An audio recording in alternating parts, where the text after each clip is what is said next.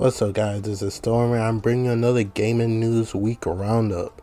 I hope you guys having an amazing weekend, and we have a lot to cover in this video. So, if you enjoyed this video, please leave a like, subscribe, and share. And let's get on with the news that happened over the week.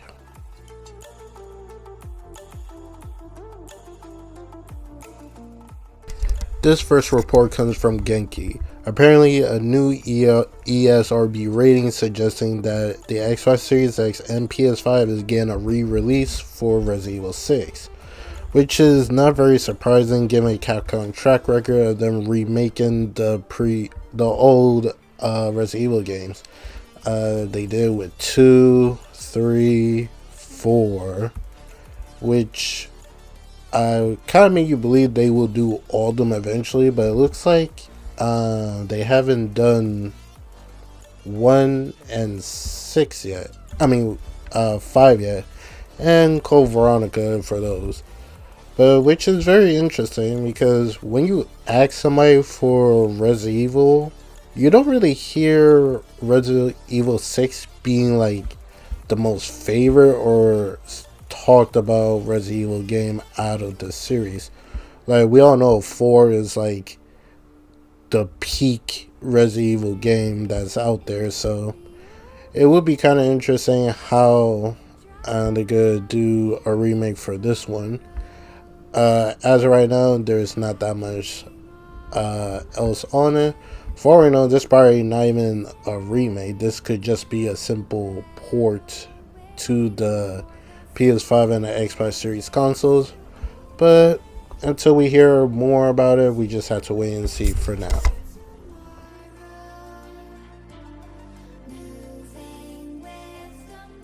This comes from Hunter. From last week, you heard about the 2 cancellation live service games that Sony was making with Ben Studios and Blue Point. Somebody reported, who goes by the name of Jeff Grubb, that he said the studios found out the same time as we did when the news came out that those 2 games got canceled, and that kind of information spread like wildfire and basically painted Sony in a very bad light. But according to Jason Schreier, who originally was who put out the information the 2 games got canceled, he came out to dispel that misinformation by saying that the 2 studios found out weeks ahead of the games being canceled. So with that being said, Bluepoint and Ben Studio did not find out that their game was canceled the same time that the news went public. Jeff Grubb already have came out and said that he was wrong about the information, and he apologized for putting it out there. Well, of course, there are some that gonna run with that information, but that's just how the internet works. I'm just kind of happy that they already knew what's gonna happen, that the game got canceled, and they are basically just waiting when the news went public about it.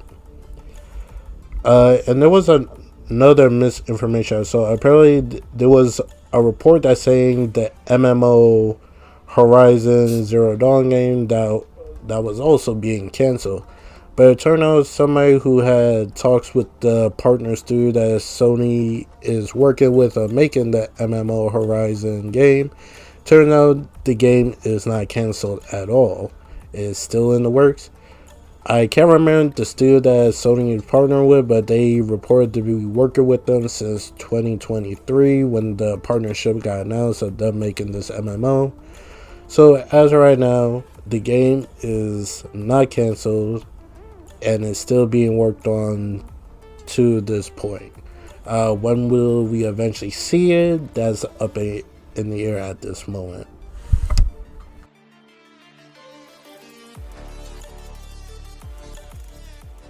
The development studio S Game have wowed the public with their brand new boss trailer for Phantom Blade Zero to celebrate the Year of the Snake for Chinese and Japanese culture. And this gameplay is wow. I seen a lot of people who got to play Phantom Blade Zero last year at some events that S Game were having for people to demo the game. They have said like The game looked definitely better graphically, and by the looks of it, is more of a smoother frame rate. There have been some little bit of info that came out when the trailer drops. The info was the PS5 version will run at a smooth and stable frame rate. The game will also be PS5 Pro Enhanced support, designed to meet true next-gen standards, inspired by Hong Kong martial arts films, which we have heard about before when the game first got revealed. Combo-oriented action, which is nice. Fast and fluid combat, which we could clearly see from the gameplay. Block, parry, and dodge enemy attacks, which kind of funny. People, as soon as people see that kind of stuff, they think is a Souls-like game, which S Game have said multiple times, and people who actually play the game, it's not a Souls-like game. I don't know if we just got so stagnated at seeing Souls game that when people see a gameplay like this, they immediately think it's a Souls game. No, this is a hack and slash game that was inspired by, you could say, Sekiro and Devil May Cry, which I could definitely see. But going on, multi-phase boss battles, which we saw in this gameplay that they put. So far, the most we've seen, the boss will go for 2 phases. We don't know if there could be more. And from the demo that people who got to play the game, they did show off a kind of like the boss fight, and it kind of looked like it was a 1-phase boss fight. So I guess we'll get boss fights that be a 1-phase or a 2-phase. Just going off by that. Fight groups of enemies that have coordinated attacks, which we could clearly see from the 7 stars foes that the main character is fighting against. 1 against 7, which is very nice. Offense and defense weapons. So far, the weapons that we got to see from Phantom Blade Zero is his traditional sword, 2 small swords, which you could kind of say daggers. In this trailer, we see him using dual swords and one with an axe. We didn't see what kind of combo moves he could do with the axe, but basically for heavy attacks. And we also got to see the longsword from the demo gameplay that people got to play. Snake themed weapons, which later in this gameplay he will switch to another snake sword weapon. These 2 swords that he uses are snake themed.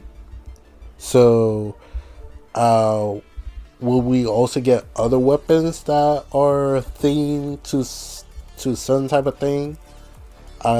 Or I guess we just have to wait and see. There's a lot I could probably think of how they're doing the weapons. And it's kind of interesting. At the end of the trailer, each weapon has a number, like sword number 13 or 27, which begs the question: how many weapons will we be able to use in this game? The name of the 2 swords he using are White Python and Red Viper dual blades. Venomous soft blade flexible sword. That's the second weapon that he uses in this.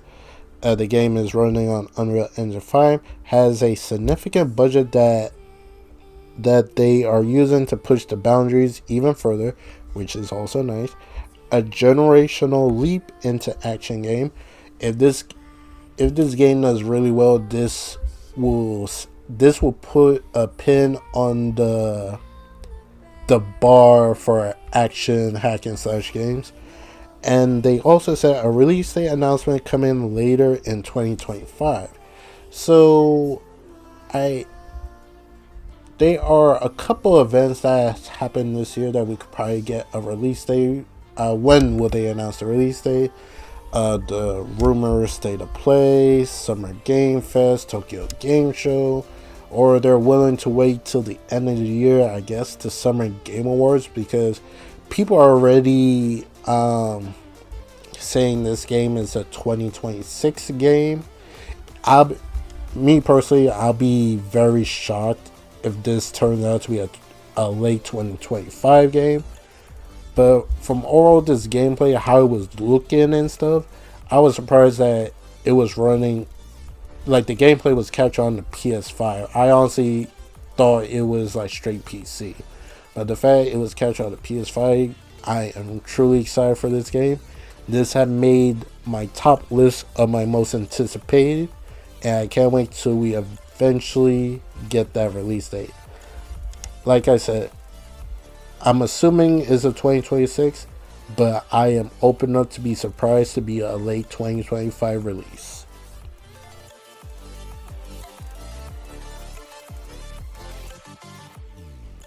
During the week, Insomniac had put out a statement saying that their CEO, Ted Price, the founder of Insomniac, is retiring after 30 plus years at the company, which is very surprising. And he's not retiring and going somewhere else in the gaming industry. He's retiring completely from the gaming industry, but he had picked out three people that he trusted to take over his position. Their names are Ryan Snyder, Chad Durzen, and Jen Hong. Sorry if I mispronounced those names, but those will be the three new co-studio heads to be working that are going to be leading Insomniac Games. He also made a statement about his retirement, and it reads, "Hi everyone, I'd like to start this blog by acknowledging how difficult things have been for our team members and players in Los Angeles over the past several weeks. As I write this, news reports are being shared predicting more challenges ahead with fires due to extreme weather. Our thoughts are with those who have been affected, and will continue to work with our peers at Sony to support our team members and their families as they continue to deal with the tragic situation. I'm so proud of the numerous Insomniacs we have rallied to help others in LA, both inside and outside of Insomniac. Helping those who are less fortunate is part of our mission statement. Insomniacs embrace it daily is one of so many aspects of our culture that I love. Another aspect of our culture I hold dear is that Insomniac's ability to pull together and successfully overcome what's often seen like insufferable obstacles. Speaking of which, despite challenging 2024, Insomniac stayed fully focused on building games for our fans and result in team persistence and collaboration. We in one of the strongest positions we experienced in years, with each game in development looking beautiful and playing fantastic." There's more to his statements. I will put in the description below of the PlayStation blog if you want to read it. But he did talk about the three studio heads and about his departure from Insomnia after working there for over 30 years, which is really amazing because when they show like the picture of the CEO of Insomnia and it said he'd been there for 30 plus years, I was like, dang, he must have started this when he was hella young because he doesn't even look like he doesn't have the look like he's a man that's like, you know what, yeah, I think it's about time for me to retire. Like me look at him, I like he probably got like at least another 2 decades in him to be working there. But kudos to him. I'm happy for his retirement, and I hope he enjoy a nice, good relaxation, and hopefully the three co-heads that could be at Insomnia that could be taken over, I hope they are able to do a really good job that he built up. But staying on Insomnia, some interesting news that one of the co-heads, the new co-heads for Insomnia, has said this, and it's about Marvel Wolverine. In an interview with the three new heads at Insomniac, they have responded to the question about what's going on with Wolverine. They said, along with Desert and Hung, Schneider were silent and stoic. As Schneider said, like Logan, we wouldn't say anything one way or the other about Marvel Wolverine release date. We announced Wolverine and we love to talk more about Wolverine, but we have to be like Logan today and remain very stoic until it's time to pop the claws down the road. This was a response by Schneider. He said, as much as we had pent up excitement, whoever wrote this article kind of probably did so much. Anyway, we got to hold on to it. That's about much we can say about our upcoming projects today. It's unfortunate that they it just comes down to they're waiting for the perfect moment to have this big old blowout for Marvel Wolverine. I was kind of hoping they probably would have said so when it came to the Deadpool Wolverine movie, but it is what it is. Like I want them to take their time and just get it perfect on release. That's all I'm gonna say for Marvel Wolverine, because this ain't Spider-Man. You're dealing with a whole new hero and making a whole new story for that character. So, with that being said, I could wait. I'm patient. Hopefully, the wait pays off in the end. So, until they're ready to speak about Wolverine, I'm gonna remain patient as I possibly can. We've been waiting for this long, so it doesn't really hurt me. Like, as long as the game doesn't go through a development hell situation, that's all I can say for it, honestly. Like, I'm excited to see what they could do for Marvel Wolverine. Like, I know, like, when the whole Spider-Man thing was coming about, I did saw some people say they didn't want Insomniac to be designated as the Marvel Hero Game Studio. Like, they did Spider-Man, which is all cool. Now they're doing Wolverine. Supposedly, there's like a rumor down the line they have like an X-Men game. People keep talking about there could be a standalone Venom game. So it's like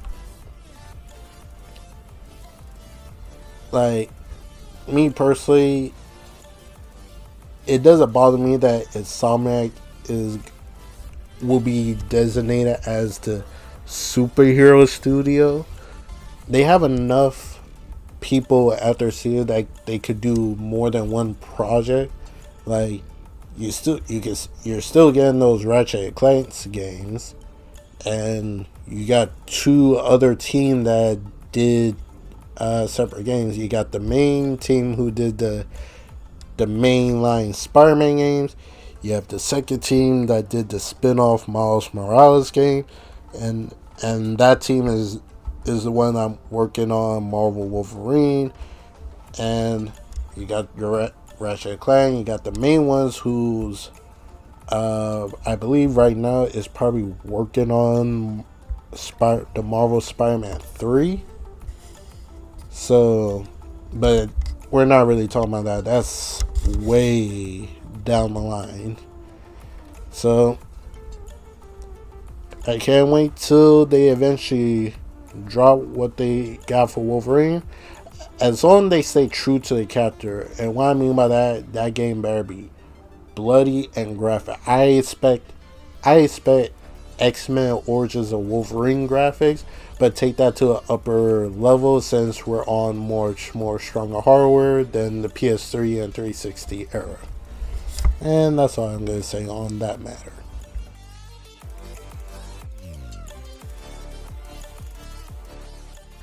Things are not looking good for BioWare as EA have said Dragon Age The Veilguard have failed to meet revenue expectations.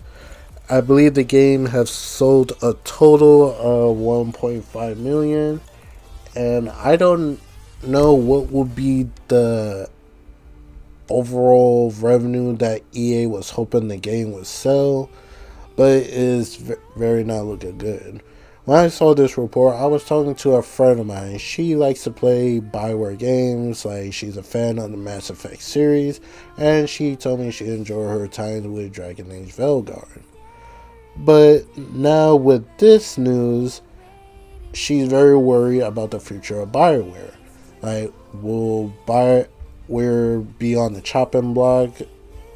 Will EA shut them down in the future if their next game failed to meet expectations? Because so far, Bioware is in a very rough spot. Like, they did not do well with Anthem. Dragon Age Velguard had a very, in my opinion, it definitely was treated unfairly because a certain group was finding everything they possibly could to paint this game in a very bad light. And honestly, that's not really fair because it sounds like this certain group don't even play freaking video games, but I'm not gonna get into that. But what did this mean for BioWare? It definitely put them in a very bad spot. Let's say if the next Battlefield game that EA is working on right now, and they're about to do a big old rollout playtest for people to try out the game, so they would not have a repeat of the last Battlefield game that came out very poorly. They fixed it later on, but at launch it was poor.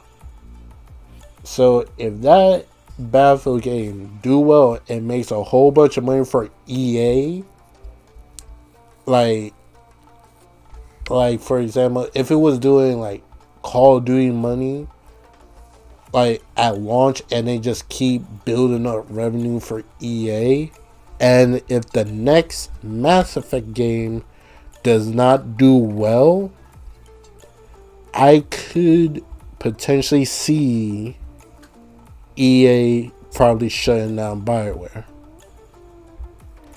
Like, I could honestly see EA doing that in the future. Like, but will they just shut them down completely, like fire all the employees, or have them move to other studios? Or another possible outcome, if Mass Effect fail, they might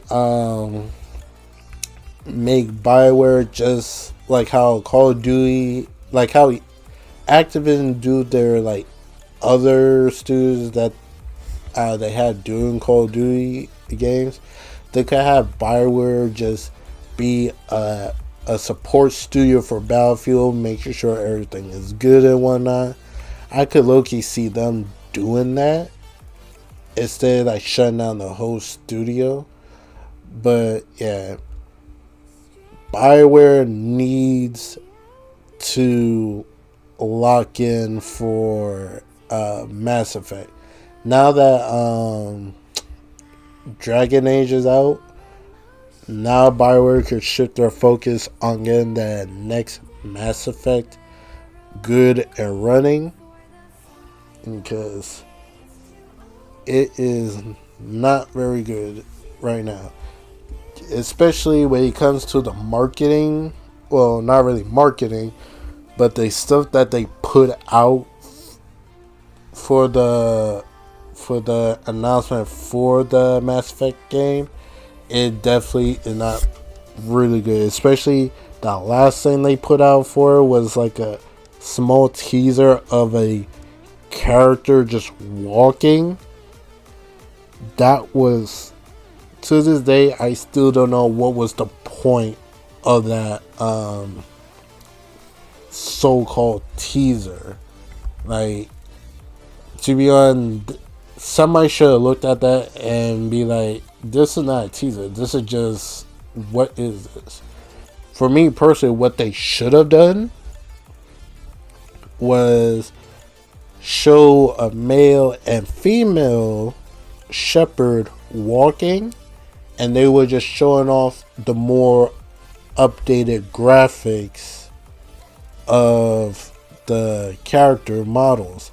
So like the camera would just zoom in, you would see like show off the texture of the armor or the pores of the character face. They could have done all of that and call that as a teaser and just get people hyped, because we're at the point that, just like with Dragon Age Vanguard, you can't fully rely on the people that were a fan of those franchise, because it's either the people of those franchise are gone, like they like what I mean by gone, like they don't play those type of games anymore, like because we all get to the point in our life when we just get to that we just don't have time to play video games. It's just unfortunate, but that's just adult life. Or those fans have been waiting so long for a next Mass Effect game or next Dragon Age game that they decide just to move on to a whole new franchise, and they just don't really care for those games anymore. So those are possibilities. What happened with Dragon Age Valgard, and what could potentially happen to Mass Effect. Because look, take Dead Space for example. They did a whole Dead Space remake, and people didn't really show up for it. So potentially Dead Space 2 won't get a remake. And there was a report that came out that said that they tried to pitch a Dead Space 4 to EA, but EA was like, nah, we ain't doing that. So with that in mind, if Dead Space remake would have done well, I could see them greenlit a Dead Space 4. And now that's not being the case. We're probably not going to get a Dead Space 2 remake. It's unfortunate, but that's the way of the business. Hopefully BioWare will make good on that Mass Effect. But we just got wait and see how that turn out, because we don't know when they're going to give us an update on it. Could be at Summer Game Fest, could be at Tokyo Game Show, or it could be one of the big three companies at whatever event they got cooking in the coming future of this year or going to the next. Like, they could make an appearance at Xbox, they could make an appearance at PlayStation. For all we know, they could make an appearance at Nintendo, because supposedly the Switch 2 is going to be getting these big old overhaul third-party games. Like it got to the point people were saying that Final Fantasy VII Rebirth or Remake is going to be on the Nintendo Switch, or GTA 6, a whole bunch of other stuff. Like, before we get to that, we got to see what's under the Switch. We gotta see what that Switch 2 could do before we could say all these third party games are coming to it. Like these third party games could come to the Switch 2. I just don't want them to be like, they could potentially be like downscaled just so the game could even run on the Switch, and I don't think people will like that for a brand new Switch that's supposedly as strong as a PS4 or a PS4 Pro, whatever people were saying. And the only thing I could say, the best example I could give, look at the comparison of the Switch when it came to Mortal Kombat 1 to a console. Just look at some of those videos. I don't know if the game still looked that way, but when that game first came out for the Switch 1, yeah, I'm just hoping games don't look like that on the Switch 2.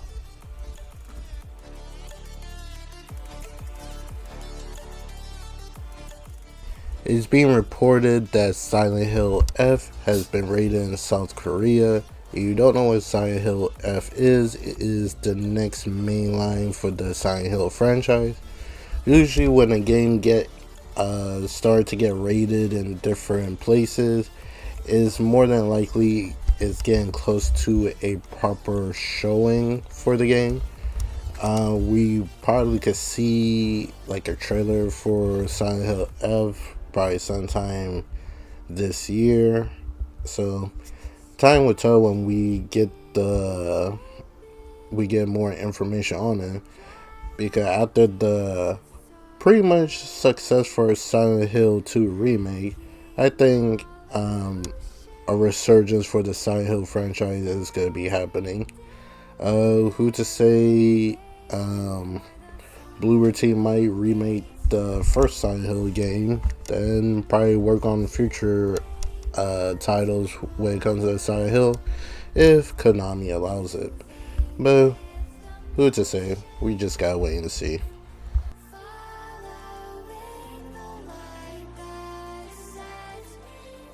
Final Fantasy VII Part 3 turns out to be finished wrapping up the script.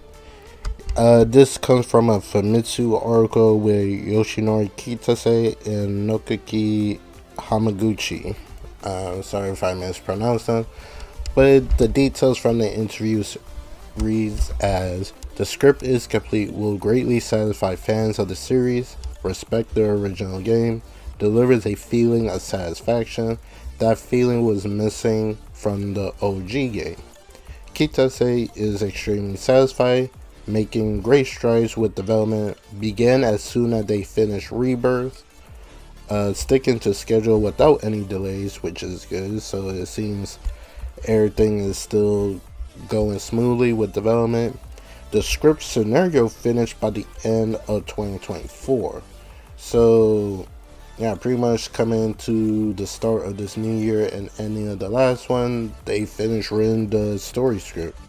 And last but not least, they say Aerith's fate is one of the biggest gaming moments in history, and he hopes fans can see how that moment was reborn, remade, and presented with modern day graphics. So they give me great hopes. Like lately, they have been talking a lot when it comes to the part 3 for the Final Fantasy remake trilogy. They gave us some details what fans hope to expect. They answered some question when it comes to like mini games and stuff like that. I think the biggest challenge that they were facing was doing the whole because in the OG game you used the Highwind to travel great distance in the open world map. And Rebirth, they kind of gave us a taste of using Sid's Highwind. So more than likely we're gonna be using that to get around, but it looked like they solidified how it will work without any problems, which is very good because I did like seeing the Highwind in action. So they finished wrapping up the script. This is gonna be the final game in the remake trilogy, and I can't wait to play it. If I would have to guess the release of this one now, I would probably say Q2 of next year. Because what, Rebirth just came out last year? And they just got done with the script, so that means they had to, make the character models, all that jazz, fine-tune gameplay, especially I'm assuming part 3 you'll be able to use like Vincent and Sid in your party, because it'd be the same thing like how they did remake. Remake, they had Red 13, we just couldn't play as him, but he was in our party. Rebirth, we got in Cat Sith, Yuffie, and Red 13, and we also had Vincent and Sid. Uh, they were like, they were there, but they were not in the party per se. But yeah, if this is the final of the trilogy, yeah, you gotta make them playable and stuff. So I can't wait to see um, what they good, how it's gonna look when you finish the game. Like I'm hoping I would get like a very satisfied ending. The last thing I did hear about Reverb, I believe they were asked a question about the whole thing with I forgot that female character name, the one in the red. I think her name was Scarlet. I want to say Scarlet and the whole slap thing with Scarlet and Tifa. They did talk about it, and it is going to be in part 3. So I'm curious how would that look compared to the OG, where it was just polygon characters. Like I could see Tifa going a full blown punch because that shit would be deadly. But I also am curious how they the whole situation with Zack in that alternate what if world. I'm like, I wonder would that play a big role like how they did it with Rebirth? A lot of questions, but I'm excited to see how we end off this series. Potentially will they remake another Final Fantasy game like Final Fantasy 13 with Lightning? I know I seen a lot of people was asking for a remake of, was it 6? It was either 6 or 8. I think one of those have been a rumor for the longest, but there have been no definitive on that. But we'll see what Square Enix plan for the future. So yeah, can't wait to play Final Fantasy 7 Part 3, whatever name they're gonna call it.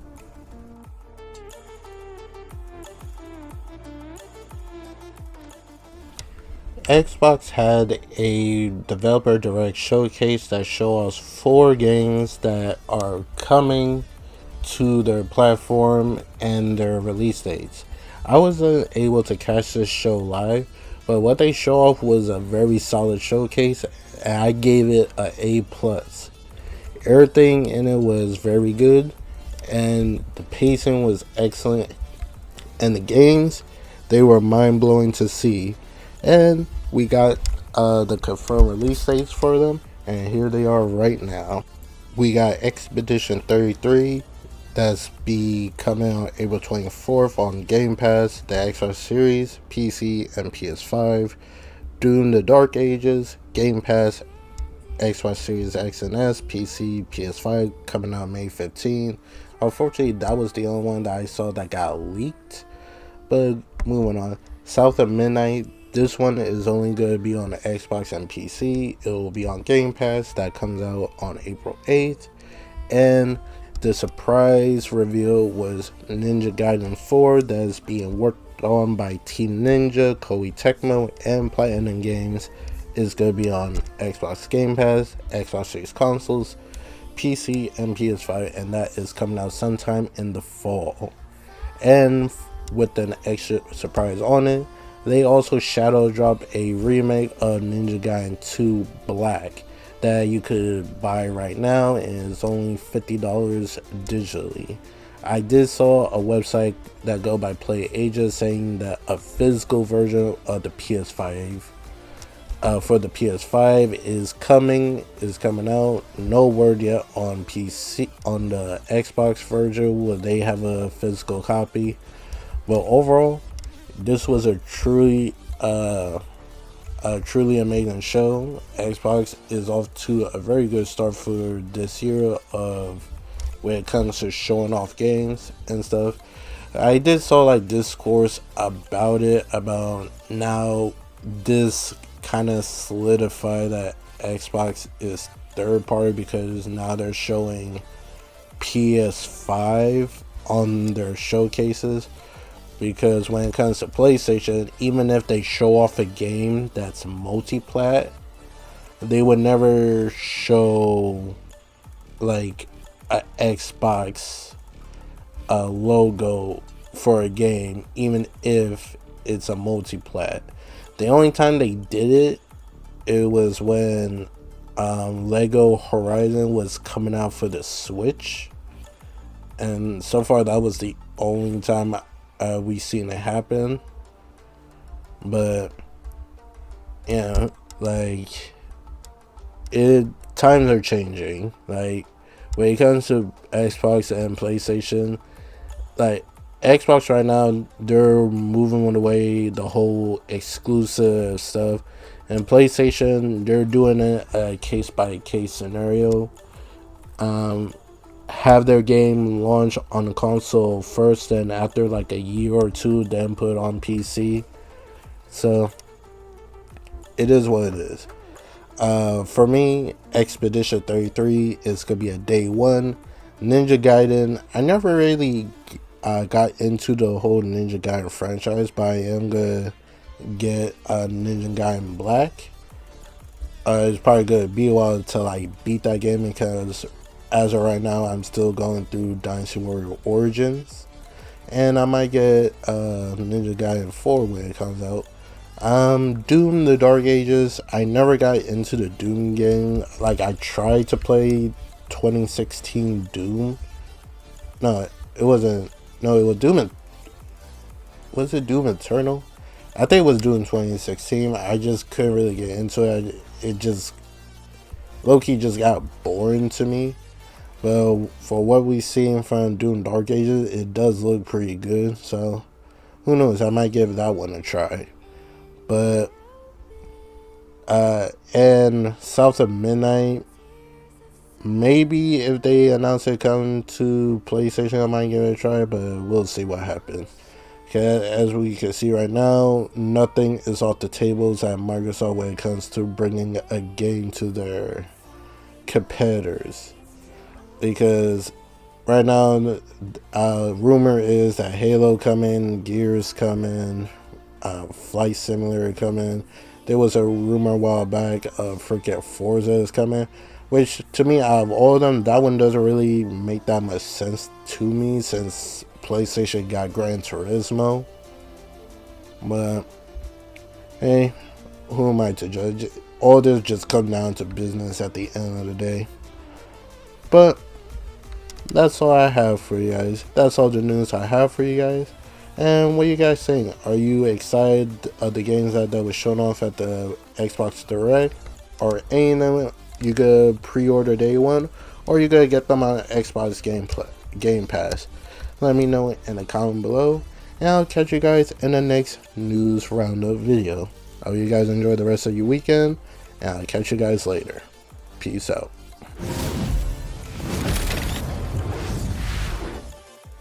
Hey guys, funny thing happened.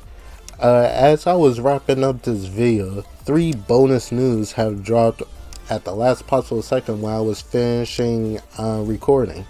So I'm going to attach this little segment to quickly go over those quick bonus news that came out. So far we have 3 of them. The first one is Insomniac have confirmed from one of the new heads of Insomniac have confirmed that they have an ambitious roadmap that's going on at Insomniac. So with that in mind, they have multiple projects in the works. So far, the only ones we know of is Marvel Wolverine and Spider-Man 3. But what could the other projects be? Some people believe is that standalone Venom game that was leaked from the Insomniac documents. We don't know if that is still a thing, but who to say? And another one that come from the Insomniac leak was an X-Men game that was coming further down the line. So could these potential games are real?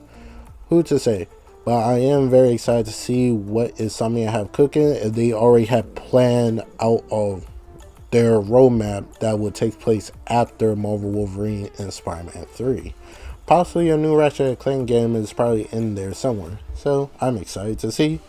Insomniac is one of the big PlayStation studios that have been dropping nonstop, and I'm here for it.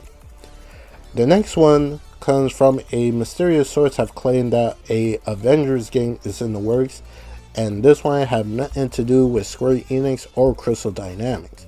So a supposed mysterious studio is working on an Avengers game.